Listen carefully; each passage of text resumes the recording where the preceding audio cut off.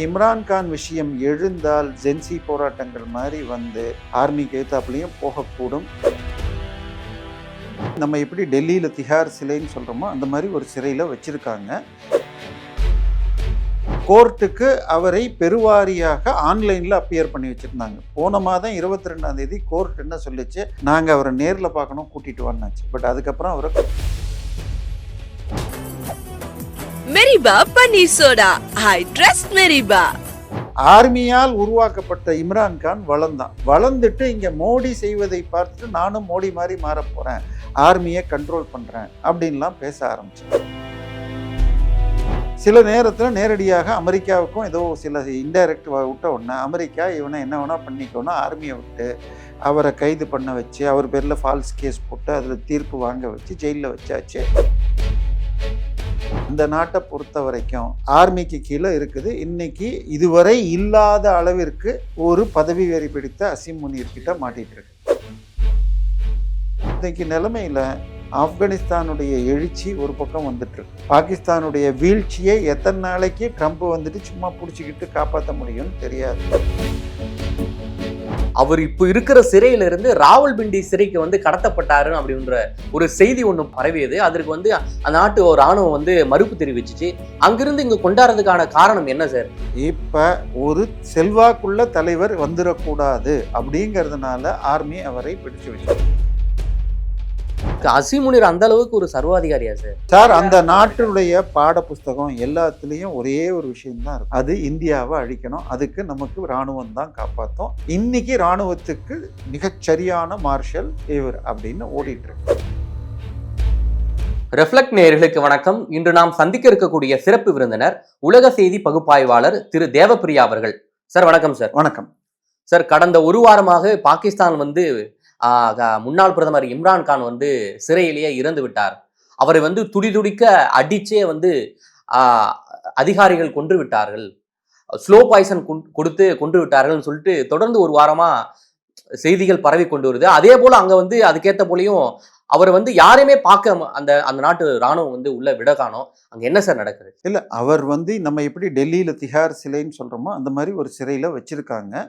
அவருடைய வழக்கறிஞர்கள் சாதாரணமாக வாரத்துக்கு ஒரு தடவை இது பண்ணுவாங்க. கோர்ட்டுக்கு அவரை பெருவாரியாக ஆன்லைனில் அப்பியர் பண்ணி வச்சுருந்தாங்க. போன மாதம் 22ஆம் தேதி கோர்ட் என்ன சொல்லிச்சு, நாங்கள் அவரை நேரில் பார்க்கணும், கூட்டிகிட்டு வரனாச்சு. பட் அதுக்கப்புறம் அவரை கூட்டிகிட்டு வரல. அதன் பிறகாக அவருடைய வழக்கறிஞர்களும் சந்திக்கல. 10 நாளைக்கு ஒரு தடவை அவங்க சகோதரிகள் போய் சந்திப்பாங்க. ஸோ கிட்டத்தட்ட ஒரு மாதமாக ஒரு 30 நாளாக யாருமே பார்க்கல. ஸோ இதை வச்சுக்கிட்டு ஒரு ரூமர் திடீரென்று பரவுகிறது. இதனுடைய ஆரம்பம் கிட்டத்தட்ட ஆப்கானிஸ்தான்லேருந்து வருது. அவர் உயிரிழக்கலையா சார்? அவர் இன்று வரை அதற்கு நேரடியாக ஆதாரம் இல்லை. அதாவது அவர் இருக்கிறார்னு இப்போ அறிக்கையே கொடுத்துட்டாங்க, அவர் நல்லபடியாக இருக்கிறார் அப்படி இப்படின்னு ஏதோ கொடுத்துருக்காங்க. இன்னும் மேபி இன்னைக்கு நாளைக்கு அவரை வச்சு வீடியோ வரலாம். அப்போ கூட அதில் அவர் மிகவும் உடம்பு மெலிஞ்சு இதுவாக இருந்தார்னாலே அது கூட கலவரமாகும். உங்களுக்கு இது அந்த சிறைக்கு வெளியில் பல ஆயிரம் அவருடைய கட்சிக்காரர்கள் சேர்ந்து இது பண்ணியிருக்காங்க. அவருடைய சகோதரிகள் 3 பேர் இருந்தாங்க. நேத்தைக்கு கைவர்பட்டுள்ள அந்த சீஃப் மினிஸ்டர் அங்கே இருக்கார், அவரை பிடிச்சி இழுத்துட்டுலாம் போகிறாங்க. ஸோ அங்கே நாடு ஃபுல்லாக இது கலவரம் ஆகலாம். என்னன்னு சொன்னால் பாகிஸ்தானை பொறுத்த வரைக்கும் அது ஒரு நாடுங்கிறது வெளியில், ஆனால் பல நாடுகள் சேர்ந்தது. ஸோ அதில் ஆட்சி செய்கிறது பஞ்சாபை சேர்ந்தவங்க. ஸோ பஞ்சாபில் யார் ஓட்டு வாங்குறாங்களோ அவங்க தான் ஜெயிக்க முடியுது. ஏன்னா இருக்கிறதுல 40% சீட்டு அங்கே இருக்குது. ஸோ இவருடைய கட்சி தான் அங்கே பெருசு, நம்ம நவாஸ் ஷெரீஃப் ஷபாஸ் ஷெரீஃபுடைய கட்சி. இன்னொரு பக்கம் சிந்தை சேர்ந்தவங்க இவங்க பெனாசிர் புட்டோக்கா ஃபேமிலி. ஸோ இவங்க 2 பேருமே மதிப்பிழந்து ஆர்மியால் உருவாக்கப்பட்ட இம்ரான்கான் வளர்ந்துட்டு இங்கே மோடி செய்வதை பார்த்துட்டு நானும் மோடி மாதிரி மாற போகிறேன், ஆர்மியை கண்ட்ரோல் பண்ணுறேன் அப்படின்லாம் பேச ஆரம்பித்தேன். சில நேரத்தில் நேரடியாக அமெரிக்காவுக்கும் ஏதோ சில இன்டைரக்ட் விட்ட உடனே அமெரிக்கா இவனை என்ன வேணால் பண்ணிக்கோன்னா ஆர்மியை விட்டு அவரை கைது பண்ண வச்சு அவர் பேரில் ஃபால்ஸ் கேஸ் போட்டு அதில் தீர்ப்பு வாங்க வச்சு ஜெயிலில் வச்சாச்சு. தேர்தலில் அவர் கட்சி நிற்க முடியாமல் வச்சு சுயேட்சையாக அவர் கட்சி தான் அதிகமாக ஜெயித்தாலும் ஒரு டம்மி கவர்மெண்ட்டு ஷபாஸ் ஷெரீஃப் தலைமையில் போட்டு வச்சுருக்காங்க. ஸோ இப்போ அவங்கள பொறுத்த வரைக்கும் ஒரு தலைவர் வளர்ந்துட்டார் அப்படின்னு அவர் ஏன்னா இன்னைக்கு தேதியில் அசீம் முனீர் இந்த உச்ச நீதிமன்றத்தால் அவரை கேள்வி கேட்க முடியாது, பார்லிமெண்ட்டால் கேட்க முடியாதுன்னு சட்டத்தை போட்டு வச்சுக்கிட்டார். அவர் வாழ்நாள் வரை, அதாவது இதற்கு முன்னால் இவரை போல ஆர்மி கூப்பில் பிரசிடெண்ட்டாக வந்தவங்கெல்லாம் அந்த பீரியடில் லஞ்சம் வாங்கினாங்கன்னா சுப்ரீம் கோர்ட் அவர் பேரில் கேஸ் போட்டு மாட்டியிருக்காங்க. ஸோ அதெல்லாம் வரக்கூடாதுங்கிறதுக்காக இவர் வாழ்நாள் முழுவதும் எந்த கோர்ட்டும் இவரை ஒன்றும் பண்ண முடியாது. இவர் ஒரு கோர்ட் அந்த 27வது அமெண்ட்மெண்ட்லேயே ஒரு தீர்மானத்தை போட்டு உச்சநீதிமன்றத்தை தாண்டி இவருக்கு கீழே இன்னொரு கோர்ட்டை கொண்டு வந்துட்டார். ஸோ பல நீதிபதிகள் ரிசைன் பண்ணியிருக்காங்க. பட் அந்த நாட்டை பொறுத்த வரைக்கும் அது ஆர்மிக்கு கீழே இருக்குது. இன்னைக்கு இதுவரை இல்லாத அளவிற்கு ஒரு பதவி வெறி பிடித்த அசீம் முனீர் கிட்ட மாட்டிட்டு இருக்கு. ஆனால் அந்த பக்கம் கைபர் பத்துங்காலேருந்து அவங்க அடிக்கிறாங்க, ஆப்கானிஸ்தான் அடிக்கிறான், இங்கே பலூச்சிலேருந்து அடிக்கிறாங்க, இன்னொரு பக்கம் இப்படி இதையெல்லாம் மாட்டிகிட்டு இருக்கிறப்ப அங்கே உள்ளூர் மக்கள்கிட்ட இதெல்லாம் நமக்கு காப்பாற்றுறதுக்கு இவர் தான் அப்படிங்கிற மாதிரி இமேஜ் வருது.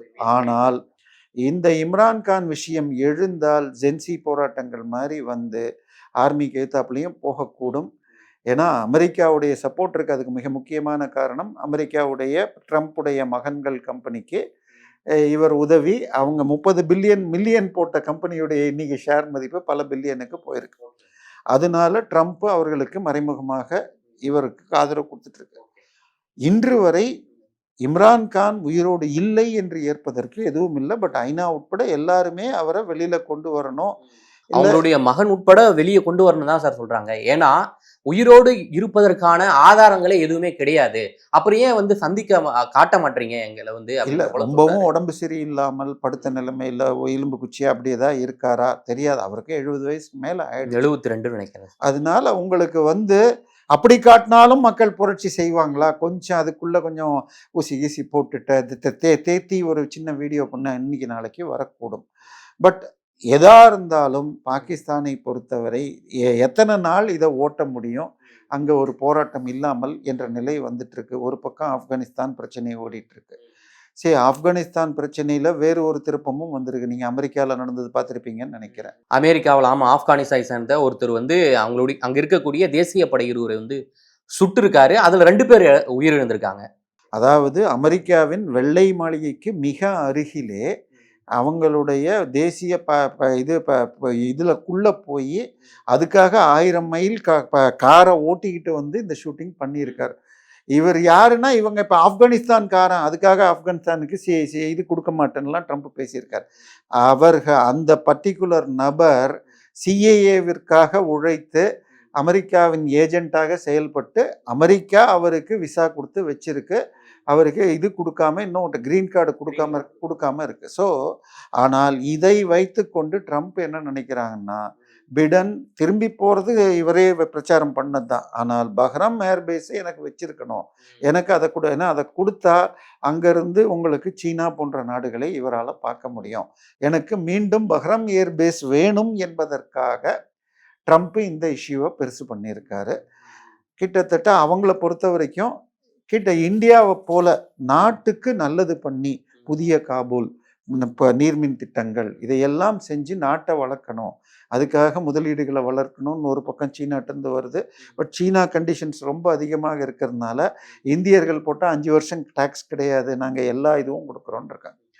ஸோ இது மாதிரி ஒரு நாடு சுயமாக வளர்ந்ததுன்னா அமெரிக்காவுக்கு பிடிக்காது. ஓகே. ஸோ அதனால ஆப்கானிஸ்தானை கண்ட்ரோல் பண்ணணும்னு பார்க்குறாங்க. அதற்காக அசீம் முனீரை வச்சு கலட்டா பண்ணால் ஆப்கானிஸ்தான்கள் மிக தெளிவாக முந்தானேத்திக்கு ட்ரோனை வச்சு அட்டாக் பண்ணியிருக்காங்க. ஆப்கானிஸ்தான்கிட்ட வான்படையே கிடையாது, ஆனால் ட்ரோனை வச்சு சொல்லி வச்ச மாதிரி சில பேரை கொண்டிருக்கிறார்கள். இதெல்லாம் வந்து பாகிஸ்தானால் தாங்க முடியல. அதனுடைய வீடியோக்கள் எல்லாமே எடுத்து அவங்க போட்டாங்க, மறுக்கவும் முடியாதபடி. ஸோ இன்றைக்கு நிலைமையில் ஆப்கானிஸ்தானுடைய எழுச்சி ஒரு பக்கம் வந்துட்டுருக்கு. பாகிஸ்தானுடைய வீழ்ச்சியை எத்தனை நாளைக்கு ட்ரம்ப் வந்துட்டு சும்மா பிடிச்சிக்கிட்டு காப்பாற்ற முடியும்னு தெரியாது. எல்லாமே அடுத்த சில மாதங்களில் நடக்கும். இம்ரான்கான் வந்து சிறைக்கு செல்லும் முன்பாகவே வந்து எனக்கு வந்து ஏதாவது என்னுடைய உயிருக்கு ஏதாவது ஆபத்துனா அதுக்கு வந்து அசீம் முனீர் தான் காரணம் அப்படின்ற போல சொல்லிட்டு போயிருக்காரு. என்ன சார் காரணம் அவர் சொல்லிட்டு போறதுக்கு? அப்பவே அவருக்கு தெரிஞ்சிருக்கா இது போலாம் நடக்கும்னு சொல்லிட்டு? இல்லை, இதுதான் சொல்றேன். எப்பெல்லாம் உங்களுக்கு அங்க வந்து இப்ப நம்ம சுதந்திரம் வாங்கினதுக்கு முன்னாடி நாள் பாகிஸ்தான் சுதந்திரம் வாங்கிச்சு. நம்ம ஆகஸ்ட் 15, 1947, அவங்களுக்கு 14ஆம் தேதி கிடைச்சிது. 75 வருஷம் முடிஞ்சு போயாச்சு. இது வரைக்கும் ஒரு பிரதமர் கூட முழு 5 ஆண்டுகள் ஆட்சி செஞ்சது இல்லை. இராணுவம் போய் உள்ள புந்து கலைச்சிரும், அவர்கள் மேல பொய் குற்றச்சாட்டு சொல்லி மரண தண்டனை கொடுக்கும், இல்லை சுட்டு கொலை பண்ணும். பெனசீர் புட்டோ சுட்டு கொல்லப்பட்டார். அவருடைய தந்தை ஜுல்ஃபிகர் அலி புட்டோ மரண தண்டனை கொடுத்து கொல்லப்பட்டார். ஸோ இது மாதிரி இவர் பேரில் நம்ம நவாஸ் ஷெரீஃப் மேல குற்றச்சாட்டுகள் சொல்லி தண்டனை வாங்கி அவர் போய் லண்டனில் ஒழிஞ்சிக்கிட்டார். அதுக்கப்புறம் இப்போ பேரம் பேசி அந்த தண்டனைகள்லாம் நிறுத்த வைக்கப்பட்டிருக்கு. ஸோ முழுக்க முழுக்க அங்கே இருக்கிற நீதிமன்றங்களாக இருக்கட்டும், இராணுவமாக இருக்கட்டும், அவங்களுக்கு 2 பாஸ். ஒரு பக்கம் அமெரிக்கா, இன்னொரு பக்கம் சீனா. ஸோ இவங்களை காட்டி அவங்கள காட்டி இவங்களன்னு ஓட்டிக்கிட்டு இருப்பாங்க. பட் இப்போ ட்ரம்ப்பு கொஞ்சம் அவருடைய மகன் கம்பெனிக்கு லாபம்னு ரொம்ப அதிகமாக செல்லம் கொடுக்குறார். பட் அது தாங்க முடியாது. ஏன்னால் அதாவது இன்னைக்கு நீங்கள் எனக்கு பாதிப்பு இல்லை, அவனுக்கு தானே பாதிப்புன்னு நினச்சிங்கன்னா இந்தியாவுக்கு என்னெல்லாம் பண்ணுறாங்களோ நாளைக்கு அதை பண்ணுவாங்க. அதனுடைய ஒரு வெளிப்பாடு தான் நீங்கள் சொன்ன மாதிரி அங்கே ஒயிட் ஹவுஸ் பக்கத்துலேயே ஒரு டெரரிசம் நடந்திருக்கு. ஸோ ஏன்னா இங்கே வந்து பஸ்ஸில் ஏதோ ஒரு ஸ்கூலில் மோதி பார்த்து பண்ணது தான் அங்கே பிளேனை வச்சு மோதி 9/11 நடந்துச்சு. ஸோ அமெரிக்கா இன்னும் விழிப்பாகணும். அவங்க வந்து ட்ரம்ப் வந்து அவருக்கு என்னென்ன பண்ணால் காரியம் நடக்கணும்னு சொல்லி நைஜீரியா பேரில் போரு, வெனிசுலா பேரில் போருன்னு சொல்லிட்டு இருக்காரு. நேற்றைக்கு நைஜீரியா பேரில் இது தரைப்படையே ஆரம்பிக்கும்னு சொல்லியிருக்காரு. எதையும் செய்ய மாட்டார், அவர் பேசிக்கிட்டே தான் இருக்க போகிறாரு. பட் அடுத்த சில நாட்களில் என்ன ஆகும்னு பார்க்கலாம். இம்ரான் கான் என்பவர் வந்து சாதாரண ஒரு அரசியல்வாதி கிடையாது. அவர் வந்து ஒரு கிரிக்கெட்டராகவும் வந்திருக்காரு. இந்தியா மீது ஒரு நட்பு தான், ஏன்னா இந்தியா கூட மோதக்கூடாது அப்படின்றதுக்காக அவர் வந்து ஒரு கண்ணும் கருத்தாக தான் இருந்தார் சார். இப்ப இருக்கிற சூழல்ல இந்தியாவுடைய நிலைப்பாடு என்னவா இருக்கும்? ஏன்னா அவருடைய மகன் வந்து சர்வதேச நாடுகள் தான் தந்தையை காப்பாற்ற வந்து உதவி புரியணும் அப்படின்ற போல சொல்லியிருக்காரு. மோடியுடைய நிலைப்பாடெல்லாம் இதுல என்னவா சார் இருக்கும்? இல்லை, மோடி எதுவுமே பண்ண மாட்டார். வெறும் ஒரு அறிக்கை மட்டும் விடுவார். அவரை பத்திரமாக பார்த்துக்கணும், அவரை இது பண்ணணும், ஐ மீன் சட்டப்படியாக அவருக்கு எல்லா உதவியும் செய்யணும்னு ஒரு நாமினல் அறிக்கையை வருமே தவிர, இம்ரான்கான் நீங்கள் சொல்கிற அளவுக்குலாம் இந்தியா மேலெல்லாம் நட்பு காட்டல. ஏன்னா அந்த நாட்டில் அரசியல் செய்யணும்னு சொன்னாலே இந்தியா எதிர்ப்பு அரசியல் பண்ணால் தான் பிழைக்க முடியும். கடைசி காலகட்டங்களில் இப்போ இதனாலையும் பெனிஃபிட் இல்லை அப்படின்னு சொல்லிட்டு மோடி இந்தியாவை உயர்த்தினது போல நம்மளும் பண்ணணும் அப்படின்னு ஓரிரு வார்த்தைகள் பேசினாரே தவிர, சார் அவர் கிரிக்கெட்டரை தாண்டி அவங்க அம்மா இது கேன்சரில் பண்ணிட்டான்னு ஒரு மிகப்பெரிய கேன்சர் ஹாஸ்பிட்டல் கட்டுறதுக்காக அங்கேயும் லண்டன்லேருந்து இது பண்ணி ஏதோ கட்டி நல்ல செல்வாக்கு பெற்றார். பட் மெஜாரிட்டி கவர்மெண்ட் இல்லை அவர் இருந்தப்புறம். அதுக்கப்புறம் அடுத்த ஆட்சியில் மெஜாரிட்டி வரும்னு சொன்னாலே அந்த கட்சியை அழிப்பது தான் ஆர்மி. அது யாராக இருந்தால் அசீம் முனீர் இருந்தாலும் சரி, அவருக்கு முன்னால் இருந்தாலும். ஸோ அசீம் முனீர் கண்டிப்பாக இம்ரான்கான் விஷயத்தில் சரியான ஸ்டெப் எடுத்து அவர் உயிரோடு இருக்கிறார்னு நிரூபிக்கலைன்னால் அங்கே கண்டிப்பாக பெரும் போராட்டங்கள் நிகழலாம். ஜென்சி புரட்சி வெடிக்க வாய்ப்பு இருக்கு. இல்லை, ஜென்சி வருமாங்கிறது, ஜென்சிங்கிறது இன்னைக்கு கிட்டத்தட்ட நீங்கள் சொல்கிறதுக்கு ராவல்பிண்டி அந்த லாகூர்லலாம் நேற்றைக்கு அவங்களுடைய இதையே வலைதளத்தையே நிறுத்தி வச்சுட்டாங்க. ஸோ அது மூலமாக மக்கள் கூடுறதை தடுக்கணும்னு. இல்லை, ஜென்சி வரணும்னு அவசியம் இல்லை. அதை தாண்டிய மிகப்பெரிய அளவில் இந்த இராணுவத்தை நிலைகுலைய செய்யும் அளவிற்கு ஒரு போராட்டம் எழலாம். அவர் இப்போ இருக்கிற சிறையிலிருந்து ராவல்பிண்டி சிறைக்கு வந்து கடத்தப்பட்டாரு அப்படின்ற ஒரு செய்தி ஒன்று பரவியது. அதற்கு வந்து அந்த நாட்டு ராணுவம் வந்து மறுப்பு தெரிவிச்சிச்சு. அங்கிருந்து இங்க கொண்டாடுறதுக்கான காரணம் என்ன சார்? ஏன்னா சார் இது எல்லாமே எதுவுமே உண்மையான நியூஸ் கிடையாது. இப்போ 2 வருஷத்துக்கு முன்னாடி அவர் மீது இது ஓரினச் சேர்க்கையெல்லாம் செய்யப்பட்டதுன்னெலாம் ஃபேக் நியூஸ் வந்தது இல்லை. பட் அதுக்கப்புறம் மறுக்கப்பட்டது. சரி, ஃபேக் நியூஸ் நிறைய வருது. இந்த விஷயத்தில் அவர் கடந்த 1 மாதமாக யாரும் அவரை சந்திக்கவில்லை. அதுதான் மிகப்பெரிய சந்தேகத்திற்கான காரணம். ஸோ அவருக்கு உடல்நிலை மோசமாக இருக்கலாம், அது நீங்கள் சொன்ன மாதிரி ஸ்லோ பாய்சனாகவும் இருக்கலாம், வயது காரணங்களும் இருக்கலாம். அது தவிர அவரும் 3 கல்யாணம் பண்ணவர், எல்லா பிரச்சனைகளும் உண்டு. அதனால இப்போ ஒரு செல்வாக்குள்ள தலைவர் வந்துடக்கூடாது அப்படிங்கிறதுனால ஆர்மி அவரை பிடிச்சு இல்லை. அதுதான் சார் என்ன காரணம்? ஏன்னா அவர் வந்து ஒரு தனி பெரும்பான்மையுடன் ஆட்சியை புரிந்தவர் பாகிஸ்தான்ல இம்ரான் கான். ஆனா வந்து இப்ப ஏன் அது போல போன ஆட்சியில அவருக்கு தனி பெரும்பான்மை கிடையாது. எலெக்ஷன் வந்தால் அப்படி வந்துருவாரோ அந்த மாதிரி ஒருத்தர் வந்துடக்கூடாது.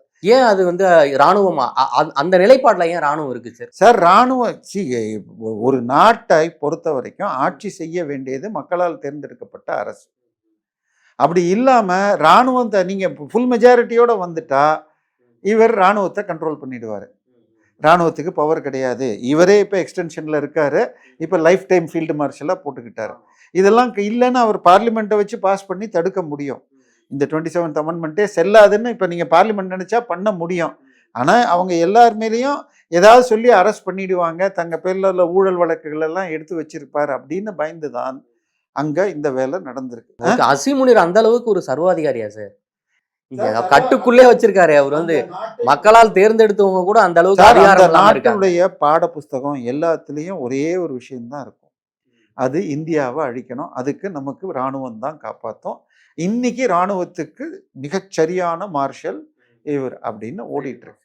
ஆனால் இது எல்லாமே இம்ரான் விஷயத்தில் அடிபட்டு எப்படி ஒரு சுப்ரீம் கோர்ட் தீர்ப்புனால, ஹைகோர்ட் தீர்ப்புனால உங்களுக்கு முன்னாள் சுதந்திர போராட்ட வீரர்களுக்கு ரிசர்வேஷன் சொன்னது ஷேக் ஹசீனாக்கு பாதிப்பு வந்ததோ, அந்த மாதிரி இந்த விஷயத்தில் முனீருக்கு பெரிய பாதிப்பு வரலாம். அடுத்த இன்னைக்குள்ளேயோ இல்லை நாளைக்குள்ளேயோ அவரை இம்ரான்கான வீடியோ மூலமாகவோ அல்லது ஏதாவது ஒரு பால்கனிலேருந்து மேலே காட்டுறது செய்யலைன்னால் இது இன்னும் அதிகமாகலாம். என்னை பொறுத்த வரைக்கும் இந்த நிமிடம் வரை அவர் உயிரோடு இருக்கலாம் என்று தான் நான் கருதுறேன். மிக்க நன்றி சார். இம்ரான் கான் உடல்நிலை குறித்து பல்வேறு தகவலை எங்களுடன் பகிர்ந்தமைக்கு.